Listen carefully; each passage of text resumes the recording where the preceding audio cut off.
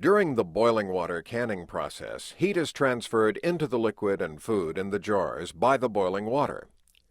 Place the rack in the bottom of the canner. Don't let the jars touch the bottom of the canner.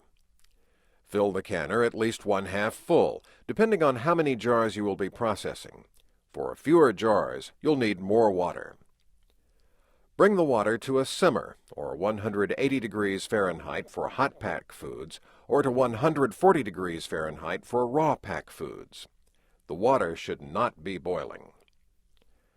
After jars are filled and rings adjusted, use a jar lifter to place jars onto the canning rack.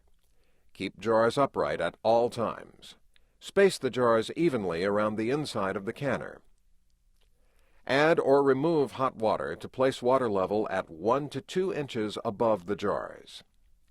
If more hot water is needed, pour the water around the jars, not on them. Turn your burner to the highest setting. Cover the canner. Start your timer when the water reaches a rolling boil. The water should never stop boiling during the processing time. Keep the water level and temperature constant. Have a small pot of extra boiling water handy. If more water is needed during the process, add it around the jars, not directly on top of them. Process for the full time required by the recipe.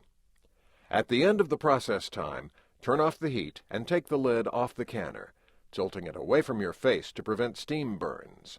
Wait 5 minutes.